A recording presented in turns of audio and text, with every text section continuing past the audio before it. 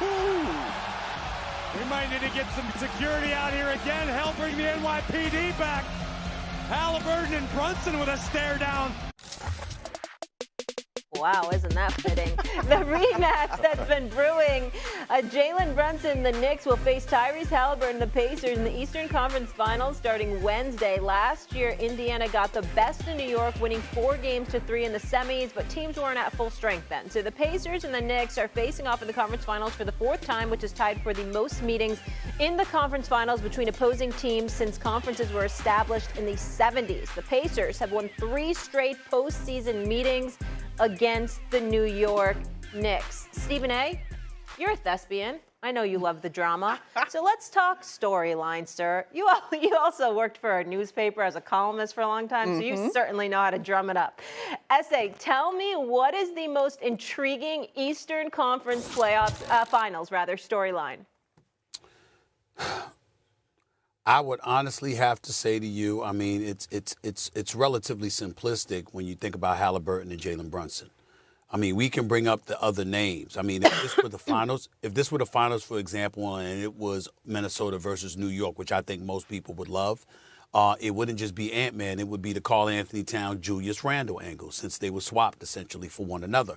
And so you would look at it from that standpoint. In this particular instance, considering the greatness of Jalen Brunson compared to a guy in Tyrese Haliburton, who I believe the Knicks should have drafted years ago instead of Obi Toppin. No disrespect to Obi Toppin, but the New York Knicks didn't have a point guard at the time. And I thought they needed Haliburton, ladies and fellas. And so that was my thinking. But Haliburton was just recently named overrated by several of his peers. And what does he do? And in the aftermath of all of that, his daddy embarrassed himself by acting the way that he did against Giannis. By the way, as an aside, I don't have a problem with his father being allowed back in the arena. The man apologized, and we are the land of second chances. He was wrong, but I think we should have some compassion for him at this point because his son is doing special things. But that's an aside. Having said that, Haliburton has played lights out when it counts in these playoffs. And for the Mecca, Madison Square Garden, to be the big stage, for Jalen Brunson to be a bona fide superstar in this game, the clutch player of the year and a closer, to be going up against Haliburton and wondering who's going to close the deal for a chance to play for the championship, I think is clearly the storyline of this series. Yeah.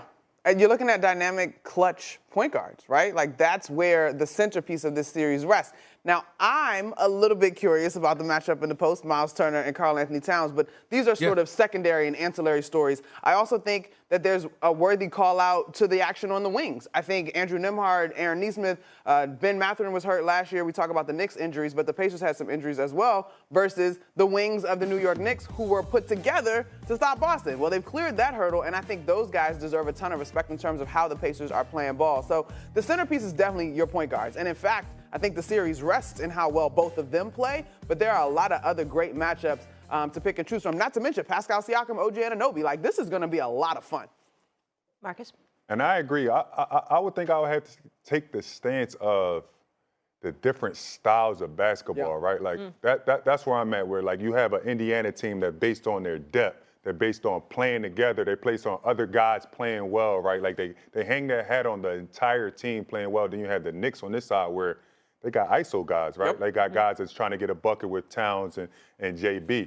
It's definitely going to be interesting to see because I think the league is focusing on and seeing, like, what dynamic actually can work. Like, do we go into the way where we build a strong, solid team where we can go 10 deep, right, or 9 deep, or do we take the Knicks way where we play 5 really, and we might got 1 or 2, maybe 3 guys we might play sporadically. So I think that, like, if I'm a GM or if I'm a coach or a president, I'm kind of like looking at the difference of style of play, right? Like, because let's be frank, Pacers have done really well with that style. And a lot of teams don't play like that. They don't have a team where 10 guys can get it, 10 guys are playing at a high level, and the Knicks are doing really well with just playing their top 5 guys all the minutes and telling them to go out there and play 45 and get it done, right? So I think the dynamic of both teams is really what I'm looking to see. Which one stands out the most? No, that's interesting. And Indy's pace as well.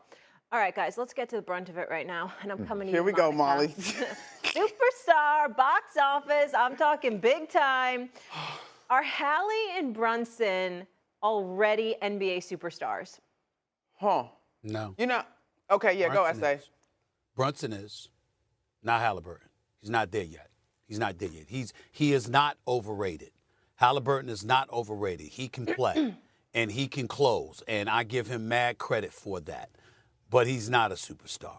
When you consider the undersized Brunson, the load that he carries, because the New York Knicks, offensively, we've seen them do some good things, but one would argue when you consider the offensive efficiency of the Indiana Pacers and the multitude of bodies that they have, the depth that they have, Haliburton isn't asked to do as much to carry their offense as Jalen Brunson does for the New York Knicks.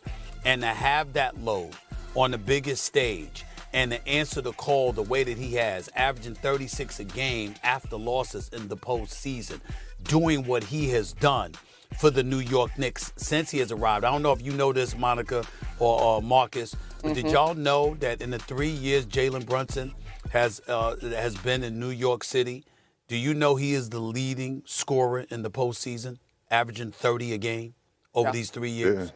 This is who he is. So, and to be the clutch player of the year, to be a closer, he is clearly a superstar in this game. And I have to say that because, damn it, I didn't think that he was worthy of being drafted. I remember that. You understand? That's right. He reminds me every time he sees me, Monica. Every time he sees me, Monica. You know, it's all love. He got me. He's right. Because I was like, I thought he could be in the NBA, but I was like, I didn't see him as a draft pick. And the first round, as I was talking about, he tried to say draft pick. I was talking about first round. But nevertheless, he deserves it. He has earned it. The brother is special. There's no doubt about it. Haliburton makes noise and deserves our respect, but he's not a superstar.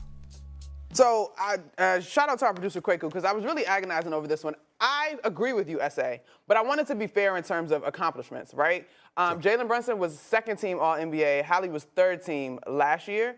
I acknowledge, and this is true, and this just may be how it goes in terms of playing for a marquee franchise in the NBA in the world's biggest city, he definitely is experiencing the New York boost, right? There's a global appeal. Both of these guys have been involved with Team USA. I'm inclined to agree with you, but I don't think that the gap is particularly wide. Tyrese Haliburton is absolutely on his way, but I also think when we talk about superstars, and Molly and I were talking about this in the commercial break, the names you rattle off have been in the league for 10-plus years already.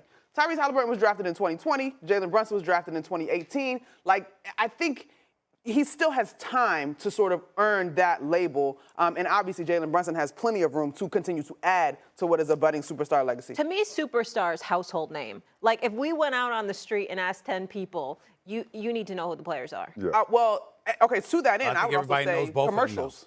Right, I was about to say I don't know, commercials. Stephen A. I don't know. Yeah, if you went out in the middle of the street and I said, who's the star of the Indiana Pacers, you're sure 10 out of 10 are going to know? I think Let me call my mama. She's the test. I think that a lot of people, even if it's due to the questions, I think that Haliburton has become a household name. But Jalen Brunson being on this stage, because of what Monica alluded to, is definitely a household name. The difference is he's backed it up repeatedly. We've seen Haliburton show up in the fourth quarter and